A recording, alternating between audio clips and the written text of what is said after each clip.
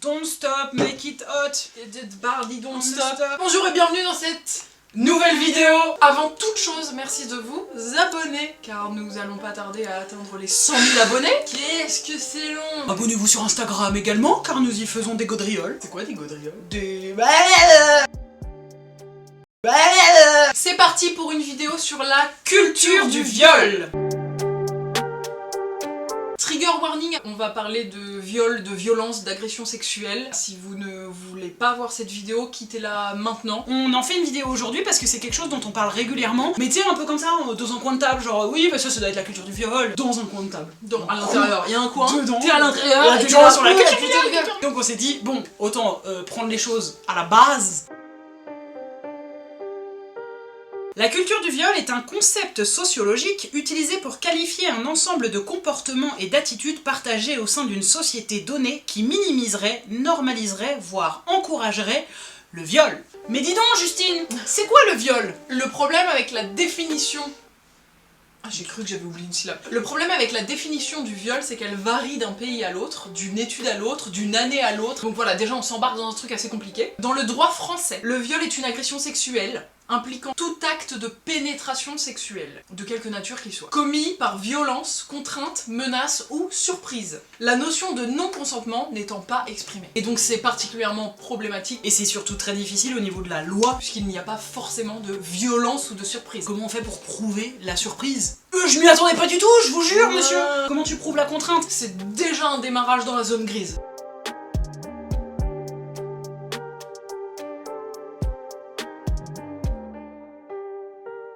Et pour en revenir juste à la définition, comme elle varie d'un pays à l'autre et même d'une pensée à une autre, il y a beaucoup de personnes qui ne portent pas plainte parce qu'elles ne savent pas que ce qu'elles ont subi était un viol.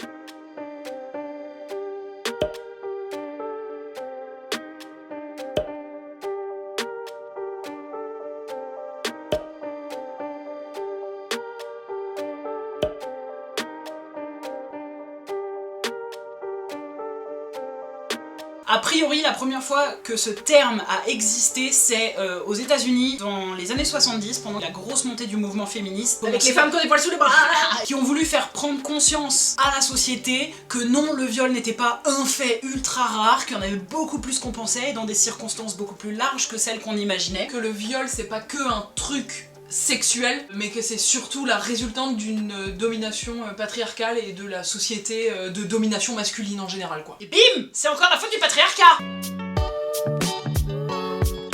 Il faut attendre les années 2000 pour qu'on commence à parler culture du viol. Le mot culture du viol. Et il va surtout falloir attendre 2017. Hashtag MeToo. Des femmes qui prennent enfin la parole, qui vraiment osent, pour certaines, des années plus tard, dire enfin, voilà. Ce que j'ai vécu, c'était pas ok. On commence à comprendre qu'il y a qu'un petit, une petite couille dans le pâté, hein, c'est le cas de le dire. Une énorme couille pas consentie dans mon pâté. Désolé, mais j'avais pas demandé cette couille. Déjà que je suis pas fan du pâté. En plus, il y a une couille, bon, vraiment.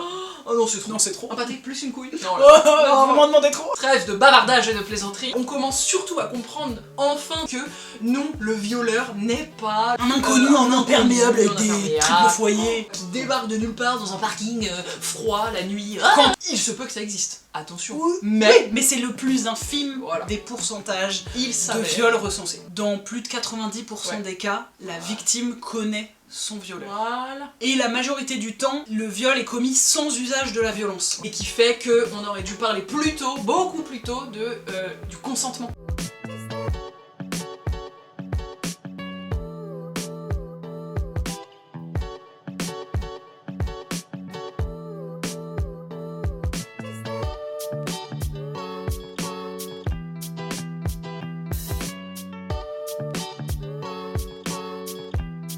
Et c'est pour ça qu'on en parle énormément en ce moment et que, on l'espère, on va essayer d'éduquer Les futures petits générations garçons et les petites filles à cette question de consentement. Qui des fois peut aller jusqu'à mais du coup il faut que je fasse signer un contrat à la meuf avant de la baiser. Déjà comment tu parles. Et deuxièmement en fait lui demander c'est pas très grave. Oui. T'as vraiment envie qu'on fasse l'amour? Voilà. Puis je mets ma main sur ta cuisse, c'est pas si gênant. On peut s'embrasser.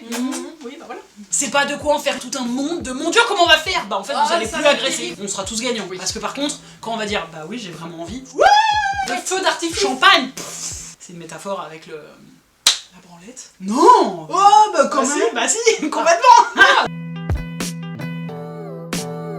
Premièrement, ne pas croire la victime. Penser que si elle parle, c'est uniquement pour le buzz, qu'elle a exagéré les faits, que si elle porte plainte 10 ans plus tard, c'est parce que c'est à la mode. On avait recensé pendant le hashtag MeToo plein de commentaires.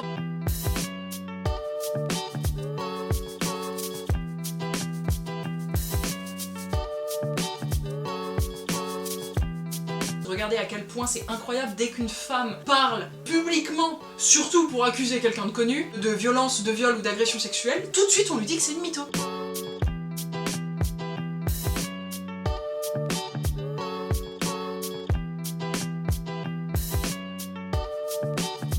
Petit 2, culpabiliser la victime. T'étais habillée comment? T'avais bu, tu l'as un peu cherché, pourquoi T'avais t'es fait- rentrée seule? Et pourquoi t'avais fait du stop? Pourquoi t'as pas parlé avant? Pourquoi t'as pas dit non? Pourquoi tu t'es pas défendu? Fouiller son passé pour trouver des explications. Pour exemple, notre bon ministre de l'Intérieur, Darmanin, qui fait l'objet d'une enquête pour viol, ta victime était une escort girl, et apparemment c'est le plus important dans toute l'enquête. C'est pas qu'il soit devenu ministre de l'Intérieur alors qu'il est potentiellement violeur. Macron qui dit non non c'est bon j'ai parlé avec Darmanin d'homme à homme, culture du viol.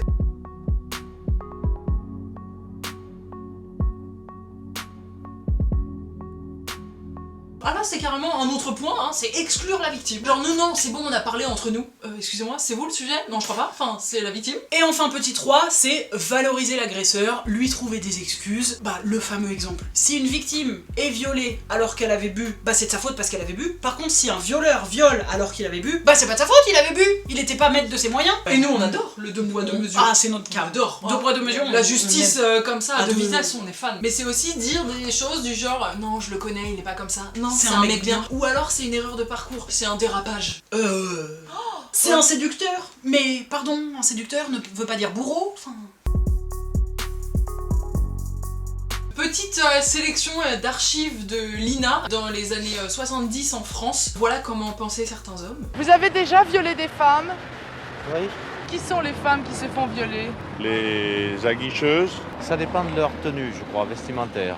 celles qui veulent bien. Une femme qui est majeure ne peut pas être violée parce qu'elle a déjà elle a été mariée ou elle a été avec un homme déjà. Une fois qu'elle était avec un homme, une fois, on peut plus être violée.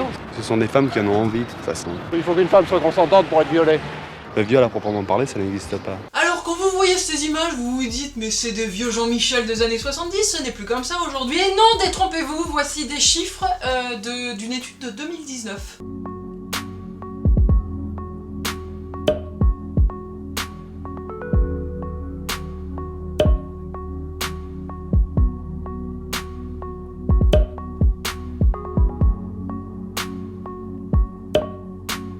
Sans compter que on sait que dans l'inconscient collectif, un peu tout le monde, on est encore sur des discours de oui mais les femmes, il faut qu'elles se fassent désirer. Faut qu'elles disent un peu non. Voilà, faut un peu les forcer parce que sinon elles ont un peu la migraine, mais si tu tripotes un peu finalement elle a bien envie. Que les hommes, eux, ils peuvent pas se retenir, ils ont que des pulsions, ils sont là, faut que je baise, faut que je baise. C'est vraiment des animaux. La culture du viol, c'est aussi encourager les garçons à devenir de gros séducteurs. Oui, Pour ça, voire quand des prédateurs. parler de la culture du viol, c'est pas pour victimiser les femmes, c'est pour que tout le monde en sorte gagnant en arrêtant de mettre des étiquettes de prédateurs, séducteurs sur les hommes et victimes et séduites sur les femmes. C'est aussi reconnaître toutes les fois où c'est un viol, donc même quand c'est une femme qui est coupable, l'inceste, la pédocriminalité, c'est prendre en compte tout ça. Donc en fait, tout le monde pourra plus facilement assumer que ce qu'il ou elle a subi est un viol, est anormal, est un crime. Oui, parce que pour rappel, le viol est un crime. Il y a pas mal de choses aujourd'hui dans notre société contemporaine qui participent à la culture du viol. Par exemple, il y a pas très longtemps, il y a une femme qui a perdu son procès pour viol parce qu'elle portait un string. Et suite à ça, du coup, il y a eu pas mal de mouvements de ceci n'est pas un consentement. Il y a l'image super connue de Charlotte Abramov. Hop, regardez. Il y a depuis plusieurs années le fait d'encourager des femmes à prendre des cours de self-défense pour éviter de se faire agresser par des mecs. Peut-être donner aussi des cours aux hommes sur comment ne pas agresser les femmes. La culture du viol, c'est quand je traverse un parking à 2h du matin et que je me dis oh pourquoi j'ai mis une robe et des talons, et je m'en veux. Et je m'en veux à moi parce que je porte une robe et des talons et que je traverse un parking et qu'il est tard. Et en fait c'est m'avoir mis dans la tête que potentiellement du coup s'il m'arrive un truc je vais l'avoir cherché. Ce qui est faux, archi faux. La culture du viol pour moi c'est que des femmes parlent depuis des années et des années du harcèlement de rue et à quel point c'est chiant, et que la seule fois où on écoute et où on en entend parler énormément c'est quand un homme se déguise en femme et vit le harcèlement de rue et que cette vidéo fait le buzz. Vous m'agressez de votre beauté là, la frange là, on dirait un petit porno. Ah, je suis mon film. Bah dites-moi quelque chose, dans ton numéro. La nana qui passe fait comme si elle avait pas entendu. Mais elle a entendu. Elle est très bien la vidéo, elle est très bien, elle est utile. Mais c'est la seule fois où ça y est on commence à prendre au sérieux parce que c'est un monsieur qui l'a vécu, mais toutes les fois où les femmes vous le disaient, vous écoutiez rien genre. Et un peu plus récemment, la fameuse tenue républicaine. Les filles ne devraient pas mettre telle ou telle tenue à l'école au risque de déconcentrer les garçons. Culture du viol. Trouver des justifications au fait que les garçons pourraient être des agresseurs. Il y a les collages féminicides, on avait fait une petite vidéo dessus, on vous la remet. Il y a un collage qui vraiment me parle de ouf depuis des années. Protégez vos filles, barrez, éduquez vos fils. Absolument inverser la tendance. Petite Protégez- parenthèse, pourquoi on est beaucoup dans cette vidéo dans les filles victimes, les garçons violeurs, c'est parce que dans 96% des cas, le violeur est un homme. De la musique, de la chanson, du cinéma, des La pop livres. culture, les politiques. Très récemment, il y a eu un film qui a fait énormément de débats sur Netflix, et encore, je vais dire énormément de débats. Il aurait dû il aurait dû être supprimé de supprimé sur le champ. C'était le film 365 DNI, ça me saoule même d'en faire la pub. C'est la culture du viol à l'état brut. Sauf qu'à l'inverse, le film est Non, ça décrit comme une dénonce pas du romance, tout. Bah oui. une romance un peu sexuelle, tu vois. Fais vite fait le synopsis pour que les gens n'aient même pas à aller le regarder. C'est un homme qui tombe amoureux d'une femme, et donc pour la séduire, il l'enlève, il l'attache dans son château, parce qu'il est hyper riche, et très musclé, donc le rêve de toute femme, et il lui dit « T'as 1 an pour tomber amoureuse de moi ». Et il lui dit « Mais t'inquiète, je ne ferai jamais rien sans ton consentement ». Et accessoirement, pendant qu'il lui dit ça, il a les 2 mains sur ses seins. Et elle est pas d'accord parce qu'elle est attachée. Et il lui Mais dit... peut-être ça dénonce. Bah, du coup non. Elle tombe amoureuse de lui, et évidemment c'est même elle presque qui le chauffe un peu parce qu'il est si beau et qu'elle veut que ça. Mais n'oubliez jamais qu'on a grandi avec des Disney où le prince il embrasse la Belle au bois dormant alors Pendant qu'elle qu'elle dort. Blanche-Neige aussi, pendant qu'elle est morte, carrément. Ah oui voilà. Cendrillon elle fait la queue avec 18 000 femmes devant un mec alors qu'elle le connaît même pas et elle veut sortir avec lui. La petite sirène elle ferme sa gueule, elle a plus de voix. Carrément on lui a enlevé la voix. On berce là-dedans. Évidemment si on parle musique, tout le monde va dire oui le rap. Oui. Je vous épargne les Bien sûr. 1001 chansons de rap qui ne prennent pas du tout en compte le consentement, qui défilent avec 12 000 meufs en string Qui autour. twerk, Enfin, bref. qui adore se faire taper le cul avec des billets, tout ça. Mais croyez pas que c'est réservé au rap, car nous avons plusieurs exemples de chansons françaises. Charles Aznavour, Et j'ai renversé ma trousse chemise, malgré tes prières, accords défendants. Et j'ai renversé le vin de nos verres, ta robe légère et tes 17 ans. Nino Ferrer, Une fille qui me plaît, je me l'envoie. Que ça lui plaise ou que ça ne lui plaise pas. Et si elle veut pas, je lui fais une grosse tête. Alain Souchon, Les garçons ont les yeux qui brillent pour un jeu de dupes, voir sous les jupes des filles. Ce bon vieux Michel Sardou. Oh. J'ai envie de violer des femmes. De toute façon lui il dit que les colonistes c'était bien. Donc. Exemple aussi, si tu traînes sur un site porno, il y a constamment des catégories sexe non consenti, voire même viol. Hein, des Ah fois. oui, oui. Évidemment que ça encourage le fantasme et d'un côté et de l'autre, quoi. C'est terrible.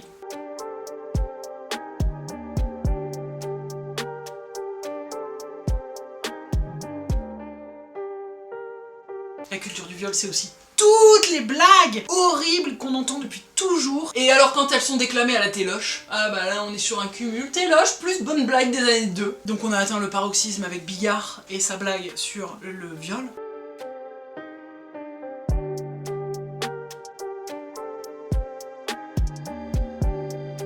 Pour moi, la culture du viol, c'est pas tant sa blague que les réactions derrière des gens qui ont dit « Oh, ça va !» Mais en fait, c'est pas marrant, enfin... Oui, en fait, on est en train de dire « Ce n'est plus ok, aujourd'hui, en 2019 ou 2020, putain, il a fallu attendre tout ce temps quand même, de faire des blagues sur un mec qui encule une femme sans son consentement, tu vois. C'est plus ok, bon bah remettez-vous, enfin, faites des blagues sur autre chose. Ou à la rigueur, faites-les avec votre tablée de potes beaufs, là, et rigolez entre vous, j'en sais rien, je m'en fous. Mais fais pas ça à la télé, frère. Quand les femmes, elles sont là à se battre pour dire au fait, on en a marre d'être agressées, d'être battues, d'être violées. C'est indécent, genre. On vous conseille au passage vivement la série Unbelievable. Alors, elle est très dure à regarder, mais c'est l'exemple même de la culture du viol avec une histoire vraie d'une nana qui a été violée et qui dépose plainte et qui n'est pas crue au départ. Voilà. Et déjà, c'est hyper bien joué. C'est une bonne série. C'est une très très bonne série. Il y a plus récemment I May Destroy You aussi que je vous conseille. Ça pose pas mal de questions sur l'éventail de ce que peut être un viol ou une agression sexuelle. Heureusement, on en parle de plus en plus, donc il y a aussi maintenant ce genre de séries ou de films qui nous donnent d'autres regards sur les choses, mais on n'est pas arrivé. Voilà les amis, nous avons fait à peu près le tour de la question de la culture du viol, en espérant que cela vous apporte des clés. Comme vous avez pu le constater, il y a beaucoup de zones grises, mais voilà, c'est réel. On baigne complètement dedans à et travers ça a beaucoup de conséquences. Spectre. Et oui, je suis d'accord que ça fait peur, parce que on a l'impression que c'est partout et tout le temps. Mais c'est pas grave, parce qu'on va y arriver. S'il faut en passer par une étape où on est un peu chiant ou chiante, à dire non ça c'est bof, non ça c'est bof, c'est pas grave. Faisons-le. Comme d'habitude, il faut déconstruire et ça c'est vraiment une énorme déconstruction parce que c'est la société entière qui s'agirait de renverser et les prochaines générations et l'éducation et tout. Il y a un vrai truc de parole qui est libéré, de tabou qui commence à se supprimer. On voit bien que ça va dans le bon sens. J'espère, je touche du bois. Genre ta tête est en bois, t'es Pinocchio. N'hésitez pas également à liker et partager si cette vidéo vous a plu. Merci, bye. Origine. L'origine du monde. L'origine. Ok. Et du coup, ok, genre. Ok, super. Comme si c'était bonne ambiance, tout ce qu'on disait. C'est pas très bien. Bah tant pis, tu fais la vidéo comme ça. Vraiment, c'est vraiment très coincé. Ah, c'est bon. C'était vraiment très genre jamais m'en sortir. J'allais devenir chauve. Super. Tout ton bonhomme comme ça au bout de la manche.